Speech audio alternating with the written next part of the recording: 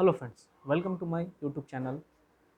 आज हम लोग क्लास 9 के एक चैप्टर के बारे में डिस्कस करेंगे जिसका नाम है मैटर इन आवर सराउंडिंग्स। ये फर्स्ट चैप्टर है क्लास 9 का। ठीक है, इस चैप्टर में हम लोग यही देखेंगे कि मैटर का क्या फिजिकल प्रॉपर्टीज़ होता है, मैटर मैटर कब अपने स्टेट्स ऑफ मैटर को चेंज करते हैं और किस पोजीशन में करेंगे, और इवापोरेशंस के बारे में भी हम लोग देखेंगे। तो ठीक है, तो चूँकि हमने इस पूरे चैप्टर को एक ग्राफ के रूप में, एक पिक्चर्स के रूप में अरेंज किया है। अगर इस पिक्चर को आप अच्छे से देखो तो आप इसको ईज़िली रिवाइज कर सकते हो। ठीक है ना, मैंने इसलिए किया है कि क्योंकि मैं चाहता हूँ कि 5 to 10 मिनट्स में आप इसको रिवाइज कर लें। अगर एक एक टॉपिक्स के बारे में अगर आपको अच्छे से जानकारी होगा तो 5 to 10 मिनट्स में आप इसको ईजिली रिवाइज कर सकते हो। ठीक है, तो चलिए स्टार्ट करते हैं। सबसे पहले हम लोग ये जानने की कोशिश करेंगे कि मैटर क्या है। मैटर के बारे में आप पहले प्रीवियस क्लास में भी आप जान चुके हो कि मैटर किसे कहेंगे। मैटर हम लोग उसे कहेंगे जिसमें मास हो और जिसमें वॉल्यूम हो। ठीक है, मतलब ऐसे ऐसे थिंग्स को हम लोग मैटर कहेंगे that has mass and occupy space is called matter. ठीक है ना, दुनिया का हर वो चीज़ जैसे एयर, उसमें भी मास है और वो भी एयर ऑक्यूपाइड करता है। फूड्स, स्टोन, ब्रिक्स, ये ऑल थिंग्स आर मैटर्स। ठीक है, इस पे ज़्यादा हम लोग डिस्कस नहीं करते हैं। अब हम लोग ये देखते हैं कि मैटर किस चीज़ से बना हुआ है ना। मैटर जो है ना, made from particles. Matter is made up of particles. Particles से बने हुए हैं मैटर। अब इसको कैसे हम लोग बताएंगे, क्योंकि बताना तो पड़ेगा, इस स्टैंडर्ड में आपको बताना पड़ेगा कि मैटर कैसे पार्टिकल से बना हुआ है। हम लोग बता सकते हैं कि एक्टिविटी करके, जैसे आप मान लो कि आप शुगर या साल्ट का क्या करो, एक सॉल्यूशन बनाओ। वाटर में 100 ml वाटर में शुगर और साल्ट को डिजॉल्व करो, या शुगर लो या साल्ट लो। चलिए शुगर को मान के हम लोग उसको सॉल्यूशंस बनाते हैं। मतलब 100 ml का वाटर लिए, उसमें क्या किए, एक स्पून क्या किए, शुगर को डिज़ोल्व किए। तो थोड़ा देर के बाद आप देखोगे शुगर कम्प्लीटली उसमें डिज़ोल्व हो जाता है और शुगर आपको दिखेगा नहीं, है ना। और अगर आप मेजरिंग टेप से अगर उस 100 ml को मेजर कर लो तो आप ये भी देखोगे कि जो वाटर का लेवल है उसमें भी राइज नहीं हुआ। तो फिर ये शुगर गया कहाँ? ये असल में बात ये है, आप जब ये आइडिया लगाओगे कि जो मैटर है ना वो पार्टिकल से मिलकर बना हुआ है, तो ये पार्टिकल्स क्या हुआ, यूनिफॉर्मली उस वाटर में डिस्ट्रीब्यूट हो गया। अगर आप वाटर के हर एक ड्रॉप्स को अलग करो तो भी आपको क्या होगा, यूनिफॉर्मली क्या होगा, उसका टेस्ट आपको लगेगा। मतलब एक ड्रॉप्स का जो टेस्ट है उस वाटर का, जो आपको स्वीट लगेगा, वही एक ड्रॉप्स वाटर का स्वीट टेस्ट दूसरे किसी को लगेगा। मतलब यूनिफॉर्मली डिस्ट्रीब्यूटेड हो गया है। इसका मतलब ये हुआ कि जो शुगर है उसका पार्टिकल्स वाटर के पार्टिकल्स के बीच का जो स्पेस है वो ऑक्यूपाइड करके इंटरमिक्स हो गए। तो हम लोग ये एक्टिविटी से कर सकते हैं कि जो मैटर है ना वो मेड फ्रॉम पार्टिकल्स। ठीक है, अब हम लोग देखते हैं पार्टिकल्स के कुछ कैरेक्टरिस्टिक्स। पार्टिकल्स में क्या क्या कैरेक्टरिस्टिक्स होता है। सबसे पहला कैरेक्टरिस्टिक्स तो ये है कि पार्टिकल्स आर एक्सट्रीमली स्मॉल।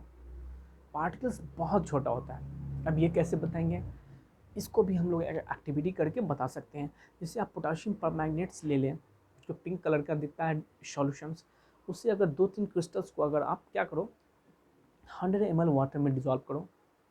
ठीक, एक बीकर में 100 ml ले लो, उसमें 2-3 क्रिस्टल्स आप पोटेशियम परमैंगनेट्स के डाल दो, उसको डिजॉल्व करो। अब उस 100 ml में से क्या करो, 10 ml वाटर को आप निकाल के दूसरे किसी बीकर में जिसमें 90 ml क्लीन वाटर है उसमें आप रखो। ठीक है, तो आप देखोगे उसका भी कलर इसी कलर्स का हो गया, थोड़ा लाइट है लेकिन कलर उसी का हो गया। अब उसमें से आप 10 ml निकाल के किसी तीसरे बीकर्स में आप डालो जिसमें पहले से 90 ml क्लियर वाटर है, उसका भी कलर हो जाता है। ऐसे से 5 to 8 टाइम्स आप रिपीट करते हो इस प्रोसेस को, तो आप देखोगे सारे में कलर्स इसी कलर्स का होते जा रहा है। जिसमें पहले मैंने पोटेशियम परमैंगनेट डाला था तो उसका पिंक कलर हुआ था, उसी कलर्स का सारा बीकर्स का हो रहा है।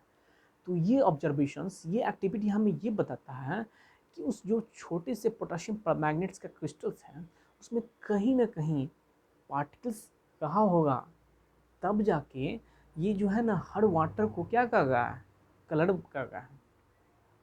इसका मतलब ये हुआ कि जो पार्टिकल्स है वो एक्सट्रीमली स्मॉल है और अपने आप को डिवाइड कर रहा है, हर रिपीटिशन में अपने आप को डिवाइड कर रहा है ना।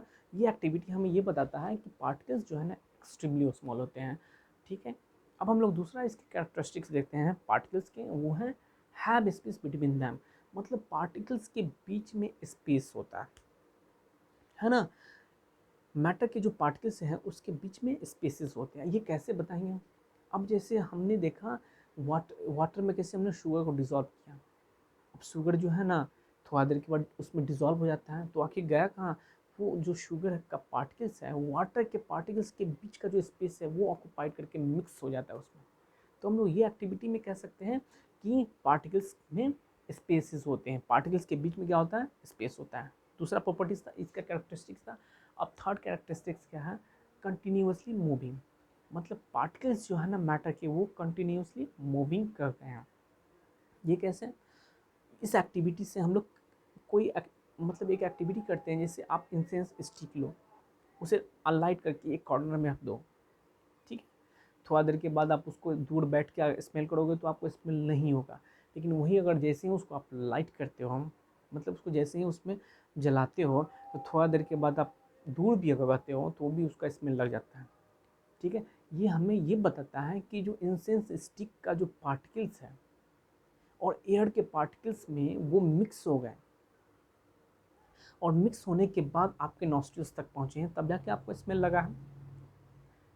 तो ये जो इंटरमिक्सिंग है वन पार्टिकल्स का, मतलब वन मैटर के पार्टिकल्स दूसरे मैटर के पार्टिकल्स से जो इंटरमिक्सिंग कर लेते हैं ऑन इट्स ओन, है ना, इस इंटरमिक्सिंग को हम लोग डिफ्यूज़न कहते हैं। जब एक मैटर का पार्टिकल्स दूसरे मैटर के पार्टिकल्स से मिक्स हो जाता है, ठीक है ना, इसी को हम लोग डिफ्यूज़न कहते हैं।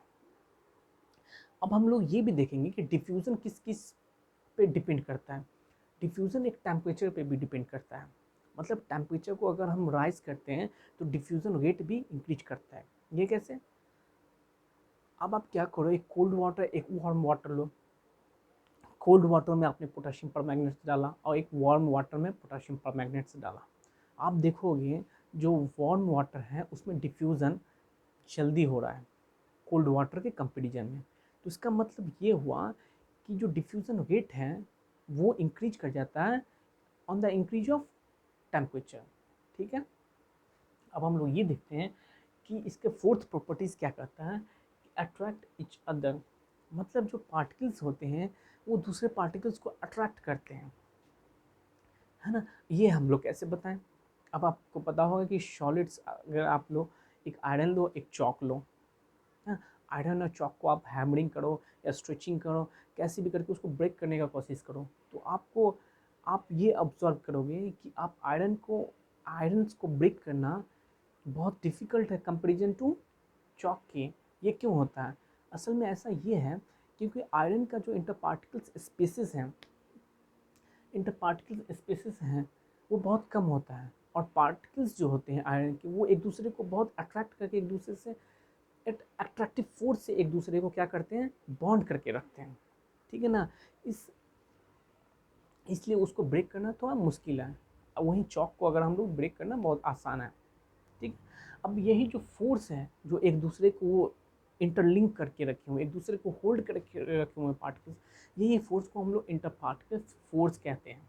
क्या कहते हैं, इंटर पार्टिकल्स फोर्स, जिससे एक दूसरे जिसके कारण पार्टिकल्स एक दूसरे से क्या होते हैं, होल्ड करके रखते हैं एक दूसरे को, ठीक है। और जिस किसी मैटर में ये इंटर पार्टिकल्स फोर्स ज़्यादा होगा वो मैटर को ब्रेक करना बहुत डिफ़िकल्ट होगा, ठीक है। ये मैटर टू मैटर वैरीज करता है, मतलब किसी मैटर में कम होगा किसी मैटर में ज़्यादा होगा, ठीक है। अब हम लोग इस प्रॉपर्टीज़ देखने के बाद, मैटर के पार्टिकल्स का प्रॉपर्टीज़ देखने के बाद हम लोग मैटर के स्टेट्स को देखते हैं। आप अगर आसपास में अपने देखो तो आपको आसपास में 3 स्टेट्स ऑफ मैटर दिखेंगे, ठीक है। ज़्यादातर 3 स्टेट्स ऑफ मैटर आपको दिखेंगे, एक होगा सॉलिड स्टेट्स, दूसरा लिक्विड स्टेट और तीसरा गैसियस स्टेट्स। अब अगर हम लोग सॉलिड स्टेट्स के बारे में बात करें तो सॉलिड स्टेट्स जैसे आपको एग्जांपल लो, पेन लो, पेंसिल लो, ब्रिक्स लो, स्टोन लो, ये सारे क्या हैं, सॉलिड्स के एग्जांपल हो गए। अगर आप इसको गौर से देखो ना तो इसके फिक्स्ड शेप होते हैं, है ना, इसके फिक्स्ड साइज होंगे, इसके फिक्स्ड वॉल्यूम होंगे, और इसमें कंप्रेसिबिलिटी लगभग नेग्लिजिबल हो, ठीक है। इसमें 4 चीज़ होंगे, एक डिफिनिट शेप, डिफिनिट साइज और फिक्स्ड वॉल्यूम और कंप्रेसिबिलिटी लगभग नेग्लिजिबल। ठीक है। और इसका डिफ्यूज़न, अभी जस्ट हमने बताया कि डिफ्यूज़न क्या होता है, मतलब एक पार्टिकल्स, एक मैटर के पार्टिकल्स दूसरे मैटर के पार्टिकल से इंटरमिक्स करते हैं, इसे हम लोग डिफ्यूज़न करते हैं। तो सॉलिड स्टेट्स में क्या डिफ्यूज़न होगा? हाँ होगा, सॉलिड स्टेट्स में भी डिफ्यूज़न होता है, लेकिन इसका डिफ्यूज़न रेट्स बहुत कम होता है, बहुत स्लोली होता है। अब अगर यहीं पे ब्लैक बोर्ड होता, इस पर हम चौक से क्या करते, कुछ लिख देते हैं और 2 दिन के बाद इसको आते इरेज करने के लिए, तो होता इरेज हो जाता, लेकिन थोड़ा मुश्किल होता है। इसका मतलब ये हुआ कि चौक का जो पार्टिकल्स हैं वो बोर्ड के पार्टिकल्स से क्या किया, इंटरमिक्स कर गया, डिफ्यूज़ हो गया, है ना। तो सॉलिड्स में भी डिफ्यूज़न होंगे, लेकिन कंपेरिजन टू लिक्विड्स या गैसियस स्टेट से कम होते हैं। ठीक है। अब हम बात करते हैं लिक्विड स्टेट्स के। जो ऑयल है, वाटर है, वेजिटेबल्स ऑयल, वाटर है, आप केरोसिन ऑयल ले लो, डीजल ले लो, पेट्रोल लो, ये सारे लिक्विड स्टेट्स के एग्जांपल्स हैं, है ना। अगर आप इसको गौर से अगर देखो, ये सारे स्टेट्स को अगर आप गौर से देखो, तो आप इसमें देखोगे क्या कि इसके शेप जो है ना फिक्स्ड नहीं है। ठीक है। लेकिन इसके वॉल्यूम फिक्स्ड होते हैं और ये रिजिड भी नहीं होता है। शेप फिक्स्ड मतलब इसके शेप फिक्स नहीं है, मतलब जिस कंटेनर में आप इस लिक्विड स्टेट्स को डालो, उसी कंटेनर का इस शेप ऑक्यूपाइड कर लेता है। ठीक है। लेकिन इसका फिक्स्ड वॉल्यूम होता है। वॉल्यूम मतलब ये अगर 1 लीटर का है तो दूसरे किसी कंटेनर में जाने के बाद भी 1 लीटर रहेगा, है ना। फिक्स्ड वॉल्यूम होते हैं। ये रिजिड नहीं होता है, क्योंकि ये फ्लो करता है ना। ये फ्लो करता है और अपने शेप को चेंज करता है, इसलिए ये रिजिड नहीं है ना। अब फ्लो करने के कारण इसे हम लोग फ्लूइड कहते हैं। ठीक है। अब चूंकि इसका डिफ्यूजन रेट्स भी हम लोग को जानना है, ये डिफ्यूजन रेट्स इस लिक्विड्स का डिफ्यूजन रेट्स सॉलिड से ज़्यादा होता है। फर्स्ट एक एक्टिविटी हम लोग देखे थे, जिसमें हम लोग क्या किए थे, सॉलिड्स जो साल्ट या शुगर था उसको हम लोग लिक्विड्स में क्या किए थे, डिसॉल्व किए थे। तो इसका मतलब क्या हुआ कि जो लिक्विड स्टेट्स हैं उसमें सॉलिड भी और उसमें लिक्विड्स भी इजीली डिफ्यूज कर जाता है।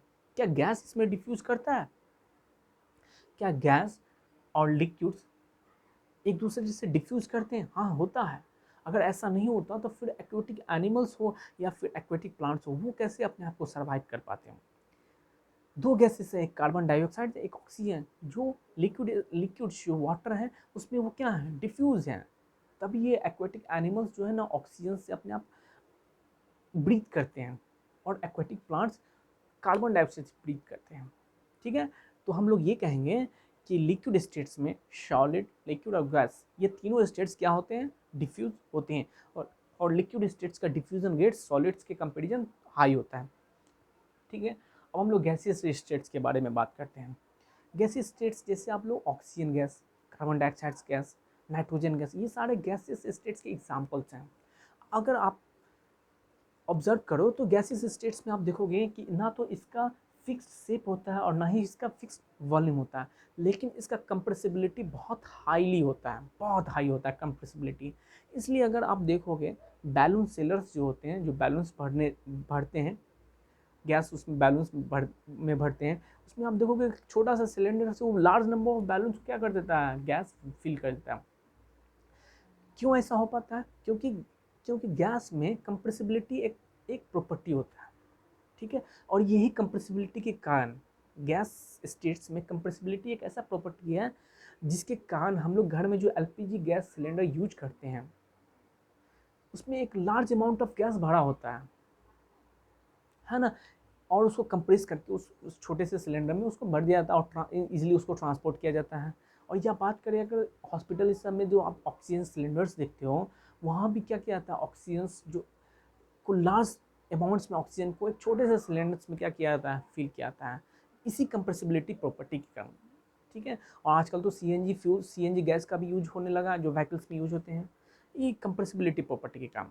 इसको भी अगर आप एक्टिविटी में अगर आप देखो करके, तो इसमें कंप्रेसिबिलिटी कैसे ज़्यादा होता है, ये भी इजीली आप एक एक्टिविटी करके बता सकते हो। आप सिरिंज लो, जिससे किसी को इंजेक्शन दिया जाता है, सिरिंज 3 सिरिंज लो आप, है ना, वो 100 ml का। अब उसमें क्या करो, आप उसमें आप तीनों के पिस्टन्स को आप रिमूव कर दो। ठीक है। अब तीनों के पिस्टन्स को रिमूव करने के बाद उसका जो नोजल्स हैं उसको रबर कॉर्क से आप क्या करो, क्लोज कर दो। ठीक है।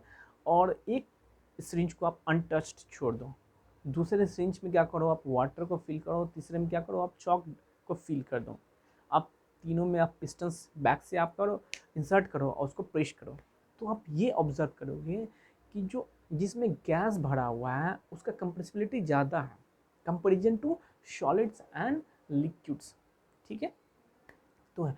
और इसका जो डिफ्यूजन रेट्स तो जानना है इसका भी, गैसेस स्टेट्स का, गैसेस स्टेट्स का डिफ्यूजन रेट्स ये तीनों से ज़्यादा होता है, ये दोनों से ज़्यादा होता है इसका डिफ्यूजन रेट्स। इसके पार्टिकल्स ऐसा इसलिए हो पाता है कि गैसेस स्टेट्स के पार्टिकल्स के बीच में इंटर पार्टिकल्स स्पेसेस ज़्यादा होते हैं और इंटर पार्टिकल्स फोर्स बहुत कम होता है, इसलिए ये दूसरे किसी स्टेट्स ऑफ मैटर से इजीली डिफ्यूज कर देते हैं और हाईली बहुत जल्दी ये डिफ्यूज कर जाते हैं दूसरे स्टेट्स ऑफ मैटर से।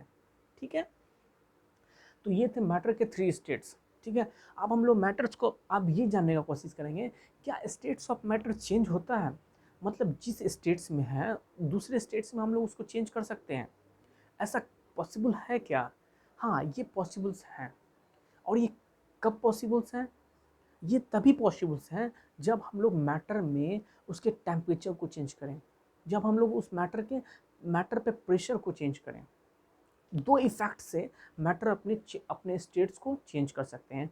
एक जब उसके टेम्परेचर को चेंज करें, दूसरा कब, जब उसके हम लोग प्रेशर को चेंज करें तो वो अपने स्टेट्स ऑफ मैटर को चेंज कर सकते हैं। तो सबसे पहले हम लोग वो देखते हैं कि जब हम लोग टेम्परेचर को चेंज करें तो मैटर कैसे अपने स्टेट्स को चेंज करता है। ठीक है, तो आपको ये पता होगा कि सॉलिड्स में अगर टेम्परेचर को इंक्रीज किया जाए तो उसके जो पार्टिकल्स है उसका काइनेटिक एनर्जी ऑटोमेटिकली इंक्रीज होगा, और उसके काइनेटिक एनर्जी इंक्रीज होने के कारण पार्टिकल्स के वो ग्रेटर स्पीड्स में वाइब्रेटिंग करने लगेगा। ये जो हीट जो एनर्जी के रूप में हम लोग सप्लाई कर रहे हैं सॉलिड के पार्टिकल्स को, सॉलिड क्या करता है, सॉलिड के पार्टिकल्स इस हीट एनर्जी को अब्जॉर्ब करके इनका बीच का जो इंटर पार्टिकल फोर्स है उसको ब्रेक करता है और वो इजिली मूव करने लगता है, अपना फिक्स्ड पोजीशन छोड़ के वो इजिली मूव करने लगता है। और एक स्टेज ऐसा आता है जब वो सॉलिड स्टेट्स मेल्ट करके लिक्विड स्टेट्स में कन्वर्ट हो जाता है। ठीक है, मतलब क्या कि सॉलिड स्टेट्स का जो पार्टिकल्स है वो क्या हो गया, उसके बीच में जो इंटर पार्टिकल्स फोर्स था वो बहुत कम किया। अब वो क्या हो गए, वो लिक्विड स्टेट्स के पार्टिकल्स की तरह बिहेव करने लगा और चेंज हो गया लिक्विड स्टेट्स में। तो ऐसे टेम्परेचर, ठीक है, ऐसे टेम्परेचर जिस टेम्परेचर पे ये सॉलिड स्टेट्स लिक्विड स्टेट्स में कन्वर्ट होगा एट एटमॉस्फेरिक प्रेशर, उस टेम्परेचर को हम लोग मेल्टिंग पॉइंट कहेंगे। क्या कहेंगे? Melting point. अब मेल्टिंग पॉइंट्स अगर हम सॉलिड्स में आइस की बात करें तो उसका क्या होता है, 0 डिग्री सेल्सियस, मतलब 0 डिग्री सेल्सियस पे आइस मेल्ट करना स्टार्ट कर देता है। और ये मेल्टिंग पॉइंट्स जो है ना, सॉलिड्स के इंटर पार्टिकल्स फोर्स के स्ट्रेंथ को इंडिकेट करता है। सॉलिड्स के जो इंटर पार्टिकल्स फोर्स हैं, इंटर पार्टिकल्स फोर्स हैं सॉलिड्स के, उसको उसके स्ट्रेंथ को ये मेल्टिंग पॉइंट इंडिकेट करता है। मतलब क्या हुआ कि अगर किसी सॉलिड्स का मेल्टिंग पॉइंट ज़्यादा है तो इसका मतलब उसका जो इंटर पार्टिकल्स फोर्स हैं, अट्रैक्शन फोर्स हैं, वो भी ज़्यादा होगा। एग्जाम्पल से मैं आपको समझाता हूँ। जैसे आप आयरन लें और एक एल्युमिनियम लें। आयरन्स का अगर मेल्टिंग पॉइंट बात करें तो बहुत ज़्यादा होता है, 1538 डिग्री सेल्सियस होते हैं। वहीं अगर एल्युमिनियम की बात करें तो एल्युमिनियम का मेल्टिंग पॉइंट लगभग 660 डिग्री सेल्सियस होता है। इसका मतलब क्या हुआ, आयरन के बीच का जो स्ट्रेंथ है, इंटर पार्टिकल्स फोर्स का जो स्ट्रेंथ है, वो एल्युमिनियम से ज़्यादा है। उसको मेल्ट करने के लिए इससे ज़्यादा उसमें हीट सप्लाई करना पड़ेगा, एल्युमिनियम से ज़्यादा। ठीक है, अब देखिए, अब एक एक्टिविटी करते हैं हम लोग, जिसमें क्या करेंगे, एक बीकर लेंगे, उसमें 2-3 आइस क्यूब्स लेंगे और उसको बर्नर्स की हेल्प से क्या करेंगे, उसको हीट करेंगे। तो हीट करने के बाद उसमें अगर एक लेबोरेटरी थर्मोमीटर अगर आप डाल दो, उसका बल्ब जो है थर्मोमीटर का वो डायरेक्टली कांटेक्ट में हो आइस के, तो अगर आप ऑब्जर्व करो तो आप देखोगे क्या कि 0 डिग्री सेल्सियस पे आइस क्या है, मेल्ट करने लगता है। ठीक है, और जैसे ही मेल्टिंग प्रोसेस स्टार्ट होता है, जैसे ही मेल्टिंग प्रोसेस स्टार्ट होता है, उस बीकर का जो टेम्परेचर है वो राइज करना बंद हो जाता है, जबकि उसको हीट किया जा रहा है, फिर भी बीकर का टेम्परेचर राइज बंद हो जाता है। ये तब तक होता है जब तक ice completely, total ice melt नहीं कर जाता है। तो फिर ये टेम्परेचर जा कहाँ रहा है? असल में होता क्या है कि जो आइस है ना, इस हीट को एब्जॉर्ब करता है, without increasing the temperature of beaker. मतलब बीकर के टेम्परेचर को इंक्रीज किए बिना ये जो आइस है, कंटेंट है आइस, वो क्या करता है, हीट को एब्जॉर्ब कर लेता है, ठीक है, और बीकर के टेम्परेचर को राइज होने नहीं देता है, ठीक है। तो इसलिए इस टेम्परेचर को हम लोग लेटेंट हीट कहते हैं। लेटेंट मतलब वो हिडन, है ना, लेटेंट मतलब हिडन, मतलब कंटेंट के मतलब ये बीकर के टेम्परेचर को राइज नहीं होने दिया, और ये आइस क्या किया, इसके हीट को एब्जॉर्ब कर लिया, और ये हीट तब तक एब्जॉर्ब करेगा ये, और तब तक बीकर का टेम्परेचर राइज नहीं करेगा जब तक ये आइस कंप्लीटली क्या हो, मेल्ट न कर जाता हो, ठीक है ना। और इसे हम लोग लेटेंट हीट कहेंगे, क्योंकि ये हिडन हो गया है, इसे हम लोग लेटेंट हीट कहते हैं। अब लेटेंट हीट ऑफ फ्यूजन किसे कहेंगे ये जान लेते हैं। 1 kg of the amount of heat, वो अमाउंट ऑफ हीट जो 1 kg सॉलिड्स को लिक्विड्स में कन्वर्ट करने के लिए रिक्वायर्ड हो, उसे हम लोग लेटेंट हीट ऑफ फ्यूजन कहते हैं। एट इट्स मेल्टिंग पॉइंट, ये ध्यान रखना है, उसके मेल्टिंग पॉइंट पे और एटमॉस्फेरिक प्रेशर पे, उसके मेल्टिंग पॉइंट्स और एटमॉस्फेरिक प्रेशर पे जब 1 kg सॉलिड्स को कन्वर्ट करने के लिए लिक्विड्स में जितना अमाउंट्स ऑफ हीट जरूरी है, उस हीट्स को हम लोग लेटेंट हीट ऑफ फ्यूजन कहेंगे। क्या कहेंगे? लेटेंट हीट ऑफ फ्यूजन, ठीक है। मतलब क्या हुआ कि इसको अगर ऐसे बोल दें, वो अमाउंट हीट का, वो अमाउंट जो सॉलिड को हीट करके, जो सॉलिड्स में टेम्परेचर को इंक्रीज करके उसको लिक्विड्स में कन्वर्ट कर दें at its melting points and at atmospheric pressure, उस हीट्स को हम लोग क्या कहेंगे? लेटेंट हीट ऑफ फ्यूजन, ठीक। अब हम लोग लेटेंट हीट ऑफ फ्यूजन कहेंगे। अब अगर आप देखें, अगर मान लीजिए क्या कि वो जो सॉलिड्स हैं जो आइस के रूप में है उस बीकर में, वो कंप्लीटली क्या हो गया, मेल्ट कर गया, ठीक है। अब वो वाटर के फॉर्म में हो गया। अब अगर इस वाटर को अगर आप और एनर्जी सप्लाई करो, तो वाटर के जो पार्टिकल्स हैं वो क्या करेंगे, वो एनर्जी को एब्जॉर्ब करके अपने बीच का जो इंटर पार्टिकल फोर्स है उसको वीक करने का कोशिश करेगा, उसको ब्रेक करने का कोशिश करेगा। और एक स्टेज ऐसा आएगा जब ये लिक्विड स्टेट्स जो वाटर है वो कन्वर्ट होगा किस में, वेपर में कन्वर्ट होगा, ठीक है। तो उस टेम्परेचर को जिस टेम्परेचर पे ये जो लिक्विड स्टेट्स हैं कन्वर्ट होके गैसियस स्टेट्स में कन्वर्ट हो जाते हैं, उस टेम्परेचर को हम लोग क्या कहेंगे, बॉइलिंग पॉइंट कहेंगे, ठीक है। ध्यान रखिएगा, मतलब उस टेम्परेचर को हम लोग बॉइलिंग पॉइंट कहेंगे जिसमें लिक्विड्स कन्वर्ट होकर गैस में बदल जाते हैं, ठीक है। लिक्विड्स कन्वर्ट हो जाता है गैस में एट एटमॉस्फेरिक प्रेशर, उस टेम्परेचर को हम लोग